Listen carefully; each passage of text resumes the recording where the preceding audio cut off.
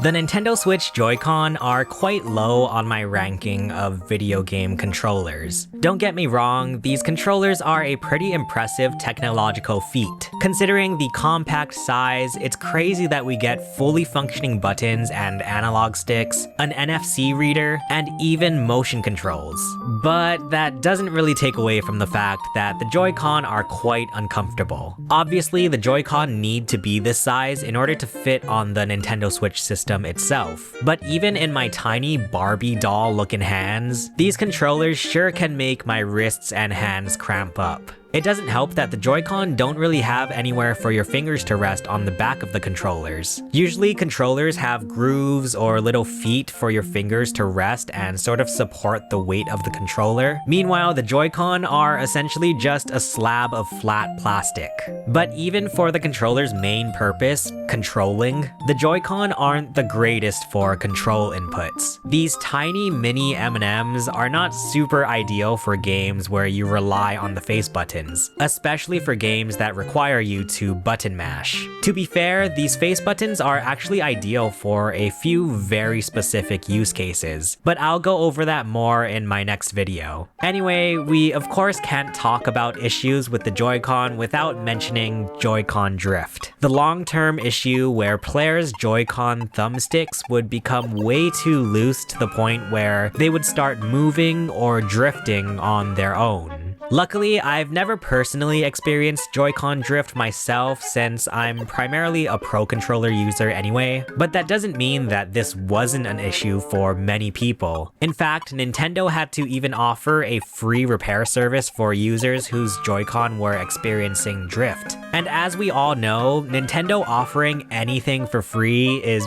catastrophic, cats and dogs living together, mass hysteria. But for me, the main issue that I've had with the Joy-Con is the Bluetooth connection. Early on in the Switch's lifespan, I learned that my Joy-Con would often disconnect if I were using them in TV mode. The conclusion that I came to was that there seems to be a certain location on the Joy-Con, specifically this bottom corner here, that creates a sort of dead zone for the Bluetooth connection to the system. It's similar to the antenna gate issue of the iPhone 4, where if you put your palm on the corner of the iPhone, you would suddenly drop bars. It basically means that my Joy-Con are strictly used for handheld play, while the Pro Controller was my dedicated controller for docked play. I made a whole series of videos in which I tried to have my Joy-Con fixed from Nintendo support. Now, according to Nintendo, the Joy-Con 2 that come with the Nintendo Switch 2 have been redesigned to be more durable. Of course, they are also larger in order to match the larger size of the Switch 2, which also means we're getting larger buttons and thumbsticks. And that has me even more excited about the Joy-Con 2 and the Nintendo Switch 2. So what do you say? Let's take a look back at 5 things that, as much as we all love and adore the original, weren't really great about the Nintendo Switch.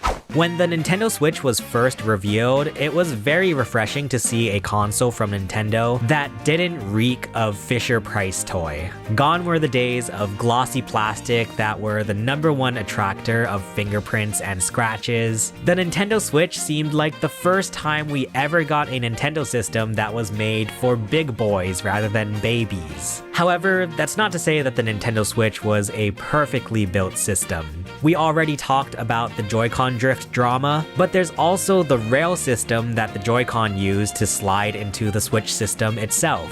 I think we all adore the iconic snapping of the Joy-Con into the Nintendo Switch system. There was a time when this was my #1 source of joy and pleasure. But after a while, the rail system of the Joy-Con didn't seem like the most stable way to attach these controllers. And to be fair, I may just have rose-tinted glasses after many people have been reporting that the Joy-Con 2's magnet system is way more sturdy than the originals. But the Joy-Con feel like they can easily bend the Switch system, and the rails can feel like they are eventually going to be worn out after sliding in your Joy-Con so many times. In fact, the paint on the connection points of my Joy-Con have straight up just started peeling off after sliding them in and out so many times. There were also quite a few issues that people were having with the structural integrity integrity of the Switch system itself early on in its lifespan. For example, some people were reporting the outer shell of their Switches bending due to the heat of the system while it was in the dock. There were also reports of Switch screens being scratched from docking and undocking the system, which actually opened the door for many custom-made accessories like this Switch dock sock that I ordered from Etsy. There are also some just all-around weird miscellaneous quirks with the way that the Switch is built. The fact that there's only a single USB-C port on the bottom of the device means that you can't charge it while playing in tabletop mode unless you purchase a Switch stand accessory that has a cutout on the bottom for the charger to go. And oh my gosh, this stick of gum looking kickstand is probably even weaker than an actual stick of gum. Now moving on to the inside of the system, another thing that I'm not super fond of with the Nintendo Switch is its performance. In the early days of the Switch, it was pretty phenomenal that you could have a game like Mario Kart 8 Deluxe or Splatoon 2, play it on the TV, and then at any given moment start playing it in handheld as well. And for the most part, Nintendo did a good job at fully utilizing the power of the Switch with their first-party titles. But there are quite a few games that look less than stellar on Nintendo Switch, especially when we're talking third-party games like Skyrim, Witcher 3, even SpongeBob Battle for Bikini Bottom Rehydrated. Don't get me wrong, once again, it's a technical marvel that even Skyrim can run on Switch both on the TV and portably. But if you look up comparison videos for pretty much any game, the Switch version is always going to be the ugly duckling of the bunch. And although I'm very lucky and privileged to have access to multiple consoles, there are, of course, some gamers whose only means of playing video games is the Nintendo Switch. So when they get the Nintendo Switch version of these massive games, although they are totally playable, it is a bummer that it can sometimes feel like they're missing out on the full experience. And don't even get me started about these cloud versions that come to Nintendo Switch. I just like the idea of not having to choose between a fully functional version of a game on the other consoles versus a somewhat dumbed down version on the Nintendo Switch. And unfortunately, performance issues go beyond third-party games because there are even some performance issues with Nintendo's own games. In fact, the Switch's pretty much only major launch title from Nintendo, The Legend of Zelda Breath of the Wild, was littered with all kinds of graphical hiccups.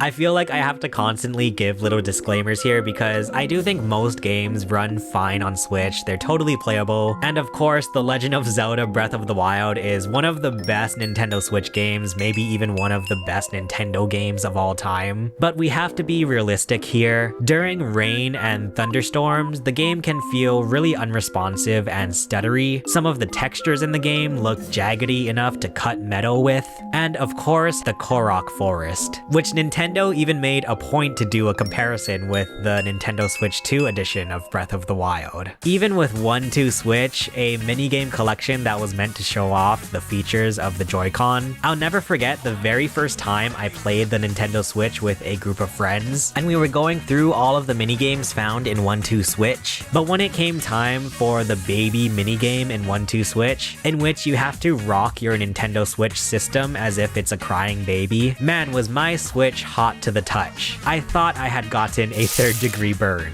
Of course, as expectations and ambitions progressed years and years after the Switch's release, video games became even more demanding of the system's power, which is unfortunately how we ended up with quite a few games that struggled in the graphical department, like The Legend of Zelda Link's Awakening, Princess Peach Showtime, and how could we forget the notoriously incapable Pokémon games, Scarlet and Violet. In fact, the performance of the Nintendo Switch can be so underwhelming that even the system's own storefront, the eShop, ends up running like... Excuse me. Now, I am far from the first person to complain about the eShop. In fact, I imagine I'm probably the last person to complain about it. But holy cannoli, can the eShop be a dreadful experience. Which is insane because it's literally the place where Nintendo is trying to sell you their games. It's like walking into a store and halfway through your purchase, the owner throws you out. Like, I'm just trying to give you money for Hello Kitty Island Adventure, Nintendo. And the problems with the eShop are twofold. For one, the thing can barely load a single page. Trying to go through the sales and deals category, the page lags and jumps so much, I get scared that my Nintendo Switch is 10 seconds away from having an aneurysm. And from what I understand, the Nintendo Switch eShop is basically just a web browser that displays a web page of all of the games. So it's crazy that it ends up being this laggy and unresponsive. Plus, you know it's bad when Nintendo even came out and promised that the Nintendo Switch 2 eShop would be a much improved experience. But also, the second problem with the Nintendo Switch eShop is the pages and pages full of shovelware and, well, things that if I were to show you would probably end up getting me put on some kind of list. It's insane that you can be looking through some happy and wholesome Nintendo games or indie games, and then all of a sudden end up with all kinds of orifices and body parts in your face. Imagine all of the awkward silences that the Nintendo Switch has created because of innocent families just trying to browse the eShop. But things get even worse when we remove this post-it note from my screen. The price of these games can sometimes feel like they were randomly made up. We have Donkey Kong Country Tropical Freeze, which is a re-release of an old Wii U game, being priced at $60 US, $10 more than the original Wii U release. That is one expensive funky mode. More recently, there was also Luigi's Mansion 2 HD, a $60 HD remaster of a $40 3DS game. But I think that's enough negativity for one video. If you want to hear 5 things that I love about the Nintendo Switch, check out the video below. Let me know in the comments what gripes you guys have with the Nintendo Switch. For now, thank you for watching. Thank you so much to all of our members. My name is Chase and I will see you guys again soon. Bye.